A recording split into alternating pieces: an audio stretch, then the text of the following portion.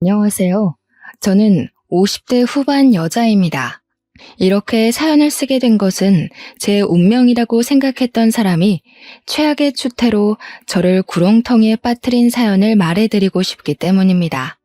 저는 사랑이라 생각했던 남편에게 배신을 당했지만 그 후에 다시 생각지도 못했던 인연을 만났습니다. 돌고 돌아 행복을 되찾은 저의 파란만장한 이야기 좀 들어보실래요? 저는 작은 시골 마을에서 자랐어요. 하루에 몇 번 오는 버스를 타고 나가야 장에 나갈 수 있는 그런 곳이었죠. 저희 부모님은 넓지 않은 밭을 일구며 하루하루 열심히 살아가고 계셨어요.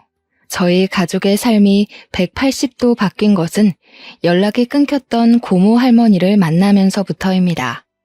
고모 할머니는 제과점으로 돈을 벌고 주류 사업에도 손을 뻗어 혼자 힘으로 어마어마한 돈을 버신 분이었어요. 고모 할머니는 결혼을 안 해 자손이 없었죠. 고모 할머니가 검은 승용차를 타고 저희 집에 왔던 그날이 아직도 기억납니다. 그날 이후 저희 집은 읍내에 볕 잘 드는 2층 집으로 이사를 했습니다. 아빠는 농사를 정리하고 읍내에 금은방을 여셨죠. 새 집에 사는 건 좋았지만 한편으론 새로운 생활이 답답하게 느껴지기도 했어요. 읍내로 이사 간 지 1년쯤 되었던 어느 날이었어요. 저는 하굣길에 집으로 가지 않고 시골로 가는 버스를 잡아탔어요. 어느 순간 저도 모르게 버스에 올라 있었죠. 그런데 버스에서 웬 남자애가 말을 거는 게 아니겠어요? 그 남자애는 어릴 때부터 자주 같이 놀던 동네 친구 수호였습니다. 야, 너 미희 아니냐? 너네 집 이사 가고 잘 지내는지 궁금했는데 여기서 이렇게 만나네. 근데 너 되게 이뻐진 것 같다. 너희 부모님은 잘 계시지? 아, 너네 형이랑 누나도 다시 와서 공부한다면서? 새 집에서 사니까 좋냐? 어떻게 한 번을 안 놀러 오냐? 근데 너 어디 가는 거야? 수호잖아. 웬일이야. 까까머리 중학생 됐네. 와, 벌써 1년이나 됐네. 난 뭐 새 집에서 사는 건 좋은데 그냥 좀 답답하달까? 예전 동네가 자꾸 생각나더라고. 너네랑 같이 놀던 것도 생각나고. 야, 근데 너 내 소식 궁금했다는 거 거짓말이지? 궁금했으면 편지라도 보내지 그랬어. 그 뒤로 저는 가끔 수호와 함께 버스를 타고 고향 마을에 가서 또 다른 추억을 만들었죠. 그러다가 저희가 중3이 되던 봄이었어요. 어느 날 시내에서 수호를 마주쳤어요. 저는 반갑게 손을 흔들며 인사를 했는데 그날따라 수호 표정이 안 좋은 겁니다. 무슨 일 있냐고 물어도 말을 안 하던 수호는 아버지가 몸이 많이 안 좋으시다는 얘기를 털어놨어요. 수호네 아버지는 예전부터 기침을 많이 하셨는데 최근 들어 기침이 심해지고 앓아 눕는 날이 많아졌다는 거였습니다. 읍내 병원에 가봤더니 더 큰 병원에 가봐야 할 것 같다고 했다는 거예요. 그런데 집안에 돈이 없으니까 당사자부터가 치료할 의지가 없다는 거였습니다. 저는 그날 처음으로 아빠에게 부탁이란 걸 해봤어요. 수호네 아버지가 많이 아픈 것 같은데 좀 도와줄 수 없겠냐고요. 아버지는 검사를 제대로 받을 수 있는 대학병원을 알아봐 주시고 치료비도 대주셨습니다. 한 동네에서 가족같이 살던 사람들인데 모른 척할 수 없다면서요. 검사 결과는 안타깝게도 폐암이었습니다. 병원 치료에도 별로 차도를 보이지 못했죠. 수호 어깨가 축 처져 있는 걸 보니 마음이 아프더군요. 그렇게 1년이란 시간이 또 흘렀어요. 그런데 어느 날 수호가 저희 학교 앞에 찾아온 게 아니겠어요? 저한테 고맙다는 말을 하는데 웬일인지 애가 입술을 꼭 깨물면서 말하더군요. 미희야, 너한테는 정말 뭐라고 할 말이 없다. 너희 집에 빚진 거 내가 어른 되면 꼭 다 갚아줄게. 우리 가족 도와줘서 정말 고마워. 내가 커서 돈 벌면 꼭 너랑 너희 아버지에게 보답할게. 우리 수연이도 내가 꼭 공부시켜서 너희 가족한테 보답하라고 할 거야. 야, 너는 무슨 말을 그렇게 섭섭하게 하냐? 우리 사이에 빚 같은 게 어딨어. 우리 아빠도 가족이다 생각하고 도와주시는 거라 했으니까 신경 쓰지 말고 아버지 낫게 할 생각이나 해. 네가 그랬잖아. 정신만 똑바로 박혀 있으면 못할 일이 없다고. 열심히 노력하면 네 아버지 낫게 할 수 있을 거야. 그러니까 힘내. 저도 눈물이 나는 걸 꼭 참느라 괜히 씩씩한 척 큰 소리를 쳤어요. 수호랑 저는 그렇게 가만히 서서 한참이나 서로를 쳐다보고 있었습니다. 그리고 그 뒤로 저는 다시는 수호를 볼 수 없었어요. 얼마 뒤 토요일에 제가 꽃을 들고 병원에 찾아갔는데 수호 아버지가 보이지 않았어요. 어제 갑자기 퇴원을 했다는 거였습니다. 저는 깜짝 놀라 수호네 집으로 가봤습니다. 불 꺼진 집에는 아무도 없었어요. 그리고 지나가던 동네 어르신에게 수호네 가족이 그동안 여기저기 진 빚을 이기지 못하고 야반도주를 했다는 사실을 들었어요. 저는 그 자리에서 주저앉고 말았습니다. 시간은 잘도 흘러 저는 고등학생이 되었습니다. 저는 궁금한 것도 하고 싶은 것도 많은 17살이었죠. 고등학교에 들어가 열심히 공부하고 동아리에도 가입해 즐겁게 생활했어요. 문예반 동아리였죠. 제가 전부터 시집 읽는 걸 좋아했거든요. 거기서 좋아하는 남자도 생겼죠. 같은 문예반 활동을 하던 1살 선배였어요. 시도 잘 쓰고 음악에 대해서도 잘 아는 멋쟁이 선배에게 저는 푹 빠졌어요. 어느 날 방과 후에 시집을 보다가 말을 튼 이후로 선배와 저는 급속도로 가까워졌죠. 이 사람이 저랑 결혼까지 해버린 남자입니다. 저희는 수험 기간 동안 서로를 격려하며 건전하게 관계를 이어갔습니다. 그런데 제가 고2였고 선배가 고3이 될 때 선배 아버지가 보증 섰던 것이 잘못되어 선배의 집이 망하고 말았어요. 저는 당연히 대학에 가게 되어 있었지만 선배는 집안 사정 때문에 결국 대학을 포기하고 군대를 가겠다고 하더군요. 그때는 그를 많이 좋아하고 있었기 때문에 그의 사정이 안타깝기만 했어요. 저는 열심히 공부해 서울에 있는 유명 대학 국문과에 입학했고 군대에 있는 남자친구와 연애를 이어갔습니다. 2년 반 동안 매일매일 편지를 쓰다시피 하고 도시락을 싸가지고 다니면서 면회도 갔습니다. 대학교에 가서 멋진 남자들이 들이대도 눈이 돌아가는 게 아니라 대학교도 못 가고 군대에서 고생하는 남자친구가 애달프게만 느껴졌죠. 그러는 동안 아빠는 오래전에 사둔 땅들이 도시개발로 땅값이 올라 더 큰 부자가 되었고 사업을 더 크게 하게 되었습니다. 그렇게 세월이 지나 남자친구가 전역하게 되었어요. 저는 아직 대학교 2학년이었는데 그가 전역한 지 며칠 안 되어 결혼하자는 말을 하는 겁니다. 너무 사랑하는 사람인 건 맞지만 아직 학생인데다 그와 결혼할 만큼 확신이 선 건 아니라서 저는 당황하고 말았어요. 내가 군대에서 많이 생각을 해봤는데 난 네가 아니면 안 될 것 같아. 너랑 같이 단란한 가정을 꾸미면서 살면 정말 행복할 거란 생각이 드는데 어차피 내 아내는 네가 될 텐데 우리 괜히 시간 끌지 말고 빨리 결혼하는 게 좋지 않을까? 군대에서 무슨 바람이 들었는지 나오자마자 결혼 거리더군요. 2달 동안 얼굴 볼 때마다 나랑 결혼 언제 할래? 이러면서 조르는 거였어요. 솔직히 이제 막 전역했고 직업도 없는데 내가 이 사람과 굳이 결혼을 급하게 할 필요가 있나? 하는 생각이 먼저 들었어요. 그런 생각을 하는 게 미안해서 입 밖으로는 못 꺼냈죠. 그러면서도 헤어지지는 못했습니다. 어느 날 선배와 카페 데이트를 하고 밖으로 나왔는데 저희 엄마에게 딱 걸리고 말았습니다.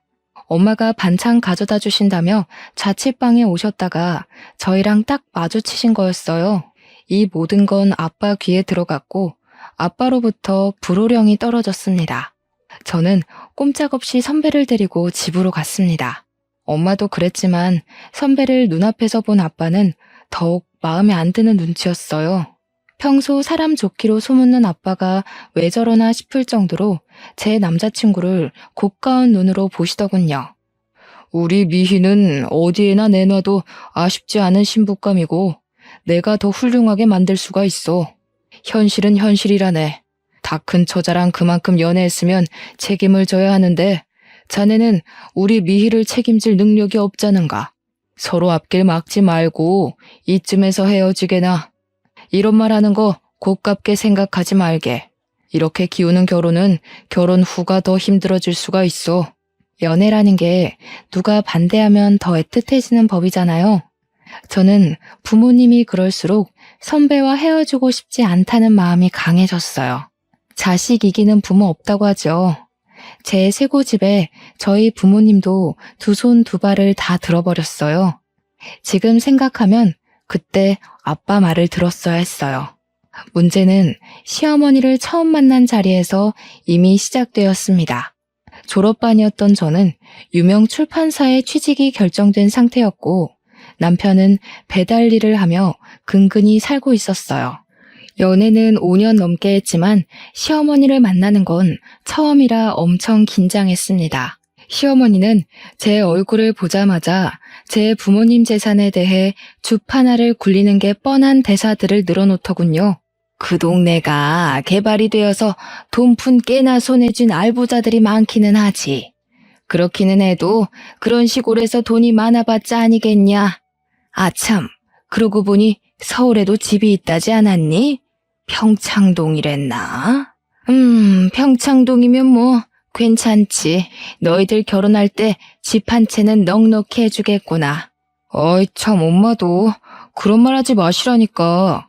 평창동 집 얘기는 뭐하러 꺼내세요? 미희 아버지가 미희를 얼마나 애지중지하시는데 어련히 알아서 해주시려고. 저희는 그냥 때 되면 결혼 준비나 잘하면 돼요. 쓸데없는 말로 초치지 마세요. 솔직히 기분이 너무 안 좋더군요. 아, 시어머니가 보통이 아니구나 하는 생각이 머리를 스쳐 지나갔습니다. 하지만 저는 브레이크 없는 차처럼 멈추지를 못했어요. 제가 그때까지 붙잡아 놓은 걸 놓지 못했죠. 그때 멈추지 못한 게 제 인생의 가장 큰 한이랄까요? 결혼 얘기가 구체화되고 있던 어느 날 남편이 말하더군요. 우리 아빠 회사에 들어가고 싶다고요. 막내딸 사위 체면을 생각하면 당연한 일 아니냐고 당당하게 요구하더군요. 우리 아빠는 말이야, 우리 어릴 때부터 부모는 물고기 잡는 법을 알려줘야지 물고기를 잡아주면 안 된다고 하셨거든. 자식들에게 맹목적으로 퍼주는 분이 아니라고. 그러니까 헛된 기대 갖지 말고 자기 힘으로 자립할 생각을 하라고. 야, 너랑 나 사이에 무슨 그렇게 따지는 게 많아. 내가 나 좋자고 이러는 게 아니라 내가 직업이 번듯해야 너도 어디 가서 꿀리지 않고 서로 좋다는 거잖아. 장인어른이 그렇게 말해도 네가 좀 더 밀어붙여줄 수 있는 건데 왜 그렇게 딱 잘라 말하는데? 그러니까 번듯한 직업 갖고 싶으면 알아서 노력하라고. 나 어디 가서 얼굴 좀 들고 다니게. 내 핑계 대지 말고 솔직히 말해봐. 제대로 된 데 이력서 한번 안 내보고 하늘에서 감이 떨어지기만을 기다리잖아. 결혼 허락도 어렵게 받았는데 괜히 아빠 뿔나서 결혼 뒤집게 만들지 말고. 네가 그렇게 인정머리 없는 앤지 정말 몰랐다. 실망이야. 남편이 하는 말도 기분 상하는데 시어머니까지 전화해서 저를 닥달하더군요. 너는 애가 왜 그렇게 생각이 없니? 네가 결혼할 남편인데 주영이 말 들어보니까 완전 남말하듯 말했더구나. 주영이가 대학 못 간 게 지금도 나는 한이다. 요즘 같은 세상에 대학 못 나오면 무시당하기 십상인데 직업이라도 번듯해야 되지 않겠니? 이제 한 가족인데 주영이가 너희 아버지 회사 들어가면 누이 좋고 매부 좋고 남보기도 좋고 얼마나 좋니? 어머니, 저희 부모님 진짜 어렵게 설득했어요. 저희 아빠 자격 없는 사람한테 회사 안 물려준다고 저희 언니, 오빠한테도 함부로 자리 안 주시는 분이세요. 지금 주영 씨 회사에서 꽂아달라는 말 나오면 무슨 수를 써서라도 결혼 뒤집어 엎으려고 하실 거라고요. 참네. 무슨 놈의 집안이 잘나면 얼마나 잘났다고 그렇게 유세를 떨어? 그래봤자 너희 집도 농사나 짓던 집안 아니냔 말이야. 꼬박꼬박 말대답하는 본세가 싹수 없는 게 이제 보니 부전여전이구나. 어차피 결혼하는 거 사위한테 폼나게 한 자리 떡하니 주는 게 사돈되는 예의지. 어디 그래 오만 유세를 부려? 유세를 부리길? 결혼하기도 전부터 골치가 지끈지끈 아팠습니다. 불행 중 다행이랄까요? 아무리 찔러봐도 제가 눈 하나 깜짝하지 않자 결국 남편이 결혼 전에 스스로 취직을 했습니다. 무슨 재주를 부렸는지 건설회사 영업직으로 떡하니 취직을 한 거예요. 직업도 변변찮은 놈이라면서 사위될 사람을 안 좋게 보던 아빠도 남편이 취직을 하자 마음이 좀 풀리신 것 같았습니다. 그래도 어떻게든 좋게 봐주려고 노력을 많이 하신 거였죠. 내가 자네한테 그동안 섭섭하게 군 거 마음에 담아두지 말게. 자네도 가장이 되고 아이가 생기고 나면 알게 될 거야. 내 말이 피가 되고 살이 되는 말이었다는 걸. 쉽게 얻은 건 쉽게 잃게 마련이네. 나는 그런 모래성에 내 딸을 시집 보내고 싶지 않은 거야. 알겠습니다, 장인어른. 그런데 혹시 저희 신혼집은 미희가 아무 말이 없던데? 신혼집은 그래도 해주시는 건가요? 아무래도 제가 취직한 지도 얼마 안 되고 하다 보니 미희가 알아서 하리라고 생각해서 여태 말은 안 했는데 시기 얼마 안 남았으니 그래도 물어는 봐야 할 것 같아서. 어허, 이 사람 아직도 정신을 못 차렸구먼. 결혼하면서 처가에서 떡이 뚝 떨어지기를 바라는 사람이 어디 있나? 자네가 그러고도 남잔가? 신혼집 얘기 한 번만 더 하면 미희가 죽는다고 나서도 이 결혼 없던 걸로 만들겠네. 아빠는 저를 불러 말씀하셨어요. 미희야, 진짜 이 결혼 해야겠니? 아빠는 진짜 걱정이 태산이다. 저렇게 책임감 없는 놈이랑 결혼해서 네가 혹시나 안 좋은 꼴 당하지는 않을지. 결혼식이 한 달 앞으로 다가온 시점이었죠. 솔직히 말해서 그 시점에서는 청첩장도 다 돌렸겠다. 결혼을 돌린다는 건 있을 수 없는 일처럼 보였어요. 너무 걱정하지 마세요, 아빠. 그 사람 말만 그렇게 하지. 또 자기 할 일 알아서 하는 거 보셨잖아요. 제가 앞으로 그런 생각 못하도록 잘 얘기하고 보필할게요. 원래 그런 사람 아닌데 집안 형편이 갑자기 힘들어져서 그런 거니까 조금만 이해해 주세요. 아직 경험이 적어서 그렇지 지금까지처럼 제가 옆에 있어주면 잘 헤쳐나갈 수 있는 사람이라고 생각해요. 아빠의 걱정스런 얼굴을 뒤로하고 저는 결혼식을 올렸습니다. 신혼생활은 나름대로 즐거웠어요. 시어머니가 틈만 나면 귀따갑게 불평하는 것만 빼면요. 아이고, 어떻게 된 놈의 집안이 예의란 건 밥 말아 처먹었다니? 이게 날로 먹겠다는 거지 뭐야. 딸내미 시집 보내면서 빈손으로 보내는 놈의 집안이 어디 있어? 농사나 짓던 상놈의 자식들이어서 그런가 우리가 지금 이렇게 없이 산다고 무시하는 거지 뭐야. 내가 이 수모는 죽어도 잊지 않을 테니 두고 봐라. 저기요, 어머니. 저 빈손으로 오지 않았어요.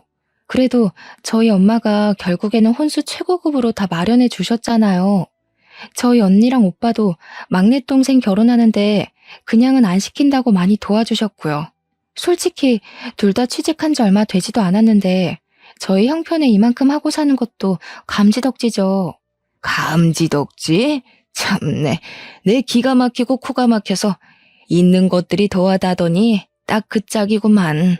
막내딸 결혼하는데 평창동 집을 내줘도 모자랄 판에. 뭐? 감지덕지? 내가 말했지? 사람 무시하지 말라고. 새파랗게 어린 것이 지 아버지 믿고 까부는 모양인데 내가 언젠가 가서 단판을 짓고 만다 이거야. 아니, 저희 집에 뭐 맡겨놓으셨어요? 왜 뭘 받지 못한 걸 그렇게 억울하게 생각하시는지 잘 이해가 안 돼요. 저희 아빠가 누누이 말씀하셨어요. 쉽게 얻은 건 쉽게 잃는다고요. 저는 아빠 말에 공감해요. 젊어서 이만큼 고생하는 거 남들에 비하면 아무것도 아니고요. 잘났다 정말. 그래봤자 너네 집도 시고모인지 뭔지가 돈다발 들고 와서 벼락부자 된 거잖아. 주영이 취직것만 해도 그래. 내가 우리 아들 대학 공부 못 시킨 게 한이 돼서 남들한테 무시 안 당하게 해달라고 그렇게 부탁을 했건만. 내가 우리 아들을 어떻게 키웠는데 니까짓게 돈 좀 있다고 우리 집안을 내 귀한 아들을 이렇게 무시해? 귀에 딱지가 앉을 지경이었지만 나중에는 적당히 무시하는 수밖에 없다는 걸 알았습니다. 그래도 저희는 열심히 일하고 예쁜 아이들도 낳았습니다. 회사를 그만두지 않으려고 애를 썼지만 결국 둘째를 낳을 때가 되었을 때 회사에서 정리해고를 당하고 말았어요. 그래도 그때는 아이 키우는 엄마들이 회사를 그만두는 게 워낙 흔한 일이어서 어쩔 수 없다고 생각했습니다. 아들 하나 딸 하나 이쁘게 기르는 재미, 남편을 내조하는 재미로 살았어요. 그래도 남편이 책임감이 생겼는지 꽤 열심히 일해서 회사에서 제법 높은 자리에 올라갔어요. 그러는 동안 아이들이 무럭무럭 커서 둘째인 딸도 막 성인이 되었습니다. 저와 남편은 40 끝자락이었죠. 시어머니가 좀 잠잠한가 싶었더니 남편이 사고를 치고 말았습니다. 어느 날 남편이 저를 부르더니 하는 말이 글쎄 5억만 해줄 수 없느냐는 거였습니다. 저는 황당해서 입을 떡 벌리고 말았어요. 5억? 5억이 어디 애들 장난이야? 당신 지금 그걸 말이라고 하는 거야? 당신이 도대체 5억이나 되는 돈이 어디에 어떻게 필요한데? 말을 꺼냈으면 똑바로 설명을 해야지. 나 지금 꼭 필요한 데가 있어서 그래. 나 살리는 셈 치고 한 번만 빌려주라. 여태까지 당신 집에서 우리 도와준 거 하나도 없잖아. 솔직히 이게 말이 된다고 생각해? 친구들은 처가가 잘 사니까 우리도 처가 덕보고 돈 걱정 하나도 없이 사는 줄 아는데 나는 허구한 날 돈돈거리면서 살았다고. 우리 집 덕을 하나도 못 봤다고? 좀 잠잠하다 했더니만 덕을 못 보긴 왜 못 봐. 당신 용종 수술할 때 수술비, 준영이 유럽 여행 갈 때 여행비, 이번에 세영이 대학 등록금까지 아빠랑 언니 오빠들이 알게 모르게 다 내주고 있는 건 왜 입을 싹 닦아 왜? 그 정도로는 만족이 안 돼? 결국 큰돈을 뜯어야 속이 시원하다는 거야? 아니 그게 아니고 당신 집이 그렇게 부잔데 나는 돈에 죽고 돈에 울면서 치사하게 살아왔다 이거지. 솔직히 당신 집에는 5억 정도는 아무것도 아니잖아. 당신은 내가 불쌍하지도 않아? 어쩜 그렇게 인정머리가 없어? 장인어른이나 당신이나 똑같아. 남편 아니 애들 아빠 살리는 셈 치고 5억만 해주라 제발. 내가 이렇게 빌게. 남편은 제 앞에서 무릎 꿇고 빌기까지 했어요. 무슨 일인지 모르니 답답해서 미칠 지경이었습니다. 그러던 와중 남편의 가장 친한 친구에게 전화가 와서 알게 됐습니다.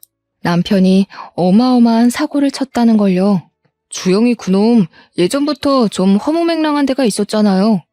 저도 말려봤는데 한탕 하겠다면서 주식에 자꾸만 쏟아붓더라고요. 그러다가 결국 회사 돈에까지 손을 댄 모양이에요. 저한테 도와달라고 부탁하는데 제가 그런 돈이 어디 있습니까? 하룻밤을 뜬 눈으로 지새운 저는 결국 다음날 남편을 붙잡고 따졌습니다. 당신 진짜 제정신이야? 당신이 어떻게 나한테 이럴 수가 있어? 내가 당신 하나 믿고 여기까지 온 거 몰라? 준영이, 세영이 아직 대학 졸업도 못했는데 애들이 알면 뭐라고 그러겠어. 애들 보기 부끄럽지도 않아? 나는 여태까지 애들한테 정직하게 열심히 살면 뭐든 할 수 있다고 가르쳤어. 당신이 그걸 다 망친 거야. 그런 범죄를 저질러서.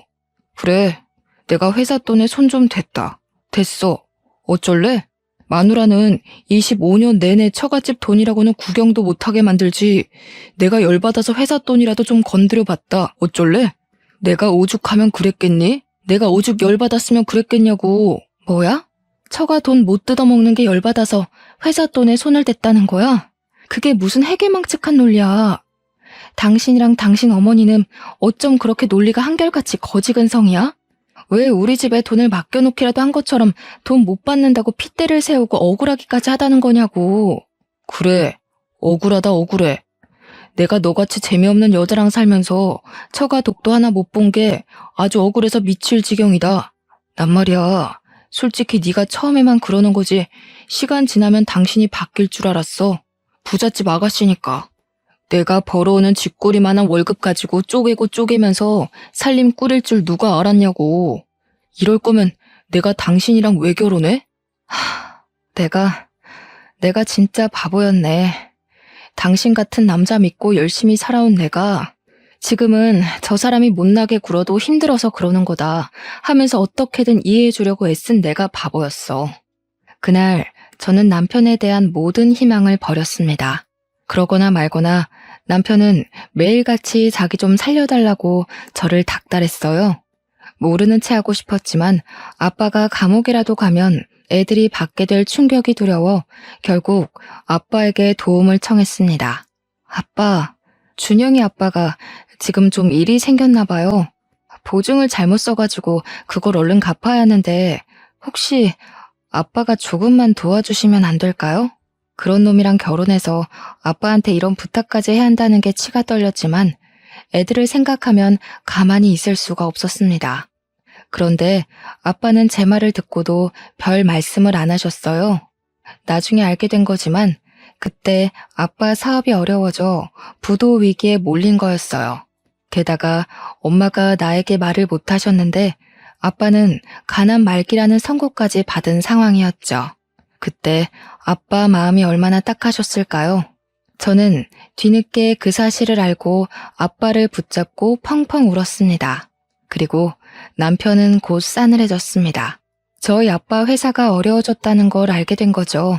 그 이유를 곧 알게 됐습니다. 저한테는 말도 안 걸던 사람이 이제는 대놓고 어떤 여자와 통화를 하더군요. 그 여자는 남편이 고객을 접대하려고 자주 데려갔던 룸살롱의 사장이었습니다.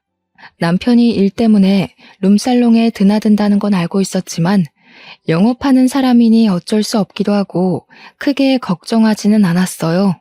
남편이 자기는 그런 여자들 더럽기만 하다면서 거저 줘도 안 먹으니 걱정 말라고 큰 소리를 쳤거든요. 그런데 알고 보니 남편은 그 더럽다는 여자랑 군대에 있을 때부터 그렇고 그런 사이였던 거였습니다.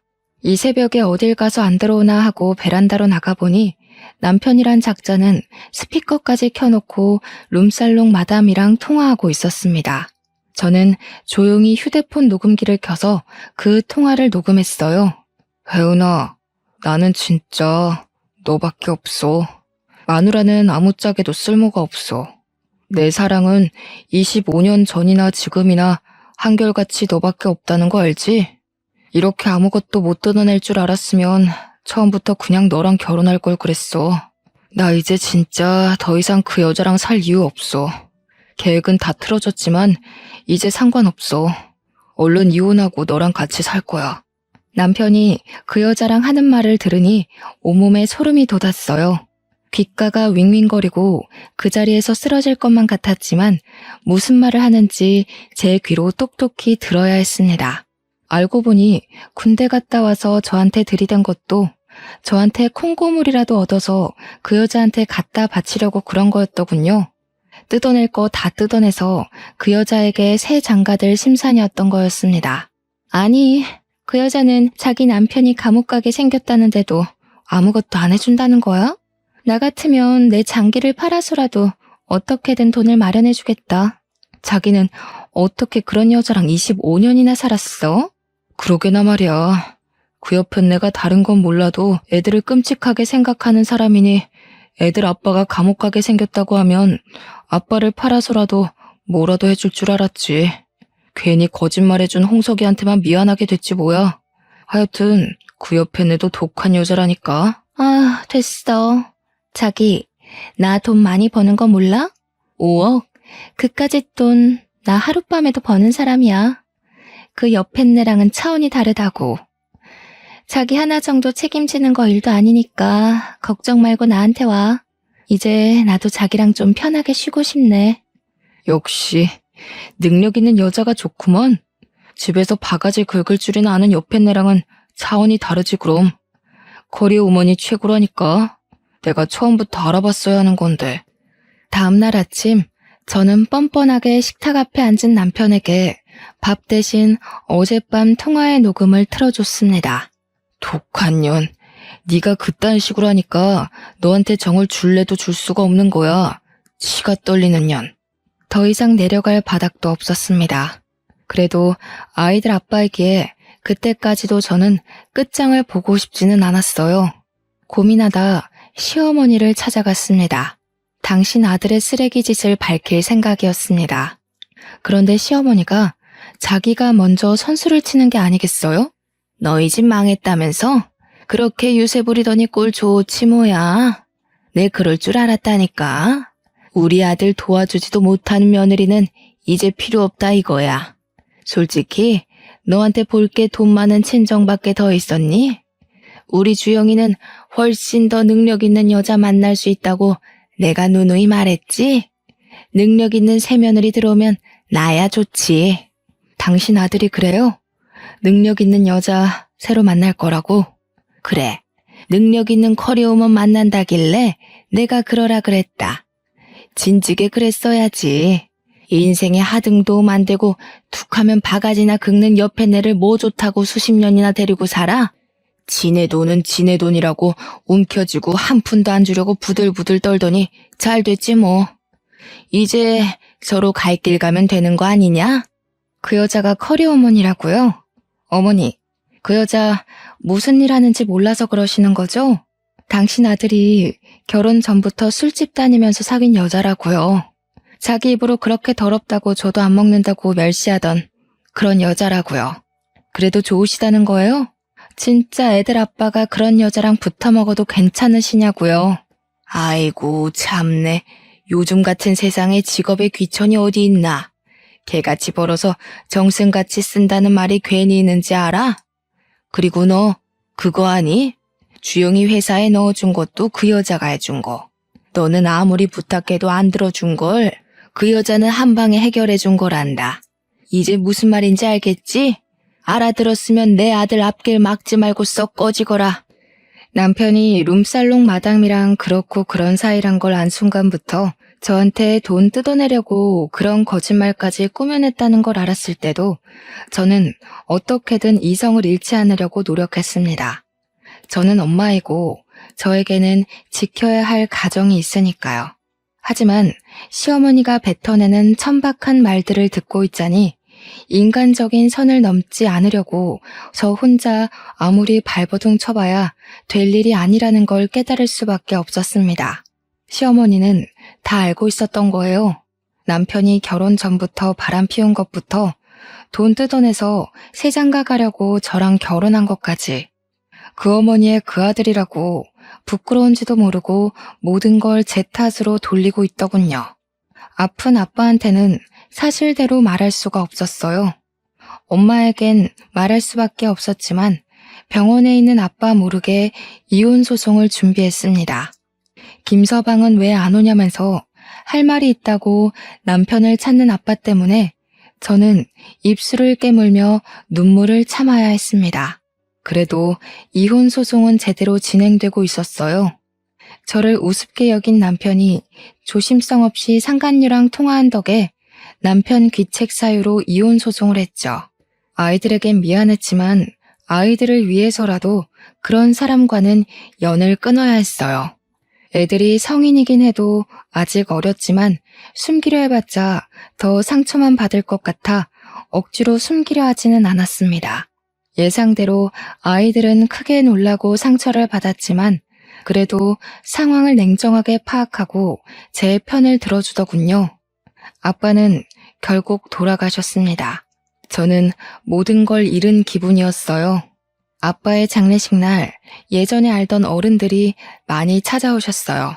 다들 아빠는 정말 좋은 분이었으니 좋은 곳으로 가셨을 거라고 저를 위로해 주셨습니다. 그리고 장례식 둘째 날 어떤 남자가 쭈뼛거리며 장례식장으로 들어서더군요. 저는 누군지 얼른 생각이 나질 않아 인사만 드리고 가만히 서 있었습니다. 그런데 그 남자가 저를 울리더니 그대로 엎드려 큰 소리로 우는 게 아니겠어요? 아버님, 저 왔어요. 저 수호예요, 아버님. 너무 늦게 와서 죄송해요. 진작에 왔어야 하는데 저희 아빠 살려주시려고 그렇게 애를 쓰셨는데 저희가 말도 못하고 그렇게 가버려서 아버님 죄송합니다. 용서해 주세요. 저는 깜짝 놀라 남자의 얼굴을 쳐다봤습니다. 과연 까까머리 중학생일 때 봤던 수호의 앳된 얼굴이 그 남자 얼굴에 남아 있었습니다. 그동안 수호는 저희 집에 진 빚을 갚고 싶어서 열심히 노력했다고 했어요. 대학은 못 갔지만 공무원 시험을 봐서 20년 넘게 공무원으로 근무했다고 했습니다. 조금 살만해져서 이제는 아버님을 한번 찾아가 봐야지 했는데 하필이면 그때 사기를 당했어. 공무원 수입이야 뻔하잖니. 마음의 빚을 갚고 싶다는 생각을 평생 갖고 살았던 게 어리석은 선택으로 이어진 거야. 너무 힘들었어. 그래도 아버님 이렇게 돌아가실 줄 알았으면 그때라도 와봤어야 하는 건데 내가 또 평생 못 갚을 빚을 지고 말았구나. 에이, 수호야. 그건 가족처럼 생각해서 도와준 거니까 빚이라 생각 안 해도 된다고 아빠가 그러셨는데 평생 담고 있었다니. 너희 그렇게 가고 어떻게 지내는지 너무 걱정되고 궁금했는데 또 그런 일 당했다니 마음이 안 좋네. 그래도 여기까지 와줘서 고마워. 아빠도 가시면서 네 얼굴 볼 수 있어서 기뻐하실 거야. 그래도 그게 꼭 나쁜 일만은 아니었던 게 사기당하고 나서 퇴직하고 퇴직금으로 장사를 시작했거든. 심기일전해서 죽기 살기로 했더니 장사가 엄청 잘 되어가지고 지금은 빚도 다 갚고 얼마 전엔 제법 높은 건물도 하나 샀잖니. 이제라도 너희 가족한테 받은 거 돌려주려 했는데 너무 늦어버렸지만 너한테라도 은혜 갚고 싶다 미희야. 수호는 저희 집 사정이 안 좋아진 데다 제가 남편에게 배신당해 이혼한 걸 알고는 무척 가슴 아파했습니다. 한사코 거절해도 그때 받은 걸 갚고 싶다면서 저한테 선물을 줘야겠다고 했어요.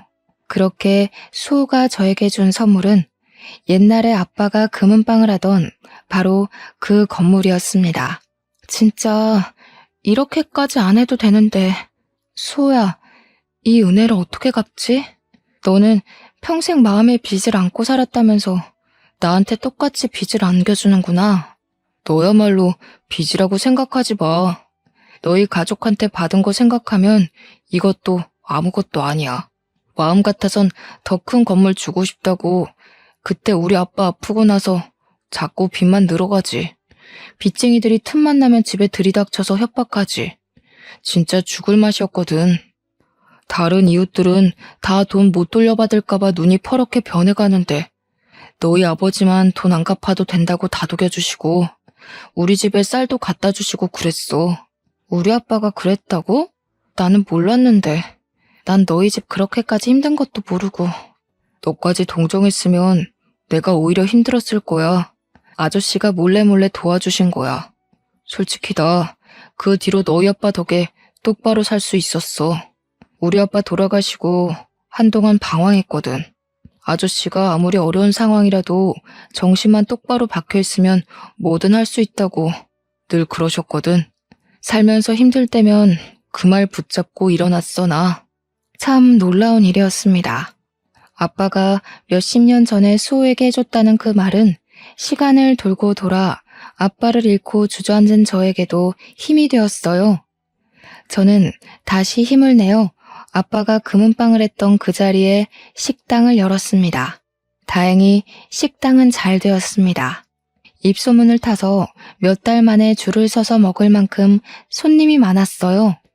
2년도 안 되어 옆 동네에 체인이 생겼고 제 힘으로 아파트를 살 수 있을 만큼 돈을 벌었어요. 무엇보다 좋은 건 저한테 사업 수완이 있다는 걸 알게 된 거였습니다. 식당이 자리를 잡기 시작하자 저는 어느 지역에 가면 이 지역에는 어떤 사업이 필요하다는 게 그림처럼 그려졌어요. 그 뒤로 여기저기 여행을 다니며 사업 영감을 받은 덕에 지금은 전국 5개 도시에 식당을 갖게 되었습니다. 저희 고모할머니처럼 저도 제 손으로 사업을 해서 자수성가를 하게 됐습니다. 여행을 많이 다니게 된 것도 사실은 수호 덕이었어요. 알고 보니 수호도 사기당했을 때 아내가 바람나서 애들까지 버리고 집을 나가버렸다지 뭡니까. 동병상련 같은 처지였어요. 수호와는 자주 만나며 서로의 상처를 보듬고 용기를 북돋워주며 옛 추억도 되새기는 사이가 됐죠. 어느 날 수호가 말했습니다. 미희야, 너한테 이런 말 하는 거 너무 쑥스럽기는 한데 나 사실은 예전에 너 좋아했다? 그거 몰랐지? 우리가 그때는 아무것도 몰라서 이렇게 많은 시간을 보내고서야 만나게 됐지만 나는 너랑 있으면 어릴 때로 돌아간 것 같이 편하고 좋아. 너만 괜찮으면 우리 남은 인생 서로 보듬으며 함께 하면 어떨까 싶은데. 저도 사실 수호랑 있으면 어린아이가 된 것처럼 마음이 편해졌거든요. 저에게 힘이 되어주고 제 아픔에 더 아파해주는 수호의 손을 기꺼이 잡았습니다. 각자 사업도 꽤 안정이 되었겠다. 아이들도 다 커서 취직했겠다. 저희는 시간 날 때마다 여행을 다니며 여생을 즐기기로 한 거죠. 몇 년이 걸린 이혼 소송에도 결국 승소해 위자료로 아파트 한 채 값을 받게 되었어요. 결혼 생활 동안 재산 증식에 기여한 것이 인정된 것이죠. 판결이 나고 얼마 지나지 않아 남편은 초췌한 몰골로 저를 찾아왔습니다. 능력 있는 여자 만나서 떵떵거리고 살겠다던 자신만만한 태세는 다 어디 가고 자기가 지금 죽게 생겼으니 한 번만 도와줄 수 없냐면서 저를 붙잡고 늘어지는 게 아니겠어요? 알고 보니 룸살롱 마담에게는 사실혼 관계인 조직폭력배 애인이 있었던 거였습니다. 그 여자는 깡패 애인과 사이가 잠깐 안 좋았을 때 전 남편을 데려다 살림을 차린 거였고요. 잘못 걸려도 한참 잘못 걸린 거죠. 이 사실을 안 깡패 애인은 노발대발해서 전 남편을 끌고 갔습니다. 실컷 얻어맞은 전 남편은 자기가 잘못한 거 돈으로 갚을 테니 목숨만 살려달라고 빌어 거래 아닌 거래에 지장을 찍었다는 겁니다. 능력 있는 여자 만나서 5억쯤은 별거 아니라더니 그 여자 때문에 그보다 훨씬 더 큰 빚을 지게 된 거였어요. 정말이지 내가 저런 어처구니 없는 남자랑 살았구나 하는 생각이 다시금 들지 않을 수 없었습니다. 이야, 내가 너한테 이런 말할 면목이 없는 거 아는데, 나도 아는데, 나 진짜 이거 안 갚으면 언제 어떻게 될지 몰라. 제발 나 좀 한 번만 살려주라 제발. 너 돈 많이 벌었다며? 너는 돈 없어도 다시 일어날 능력이 있잖아. 나는 솔직히 이제 아무것도 없어. 애들 아빠 살리는 셈 치고 아직도 더러운 입으로 애들 우는할 힘이 남은 걸 보니 당신은 아직도 멀었네. 준영이랑 세영이가 그러더라. 아빠도 아빠 같아야 아빠지. 엄마 속여먹고 등쳐먹은 더러운 인간은 아빠가 아니라고. 요즘 애들은 부모라고 무조건 편들어주고 그러지 않아. 내가 그러지 말라고 해도 아빠랑 영 끊자고 자기들이 먼저 그러더라. 시어머니까지 연락해 여태까지 안 도와줬으니 이제는 한번 도와주라고 말도 안 되는 소리를 짓거렸습니다. 아무리 그래도 애들 아빠인데 어쩌면 애들까지 너 닮아서 인정머리 없고 싹수가 없니? 너 이제 돈 많다며.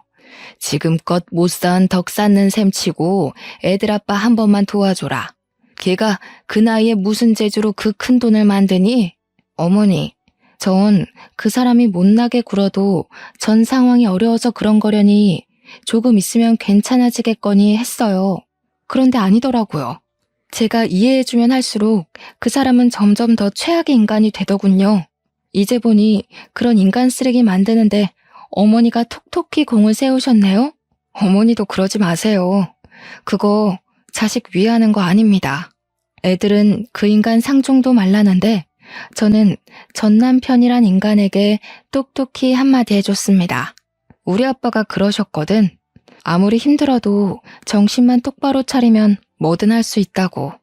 솔직히 당신 같은 쓰레기가 정신을 차릴 수 있을진 모르겠지만 자기가 싼 똥은 자기가 치우는 거라는 망고의 진리를 이제라도 배워.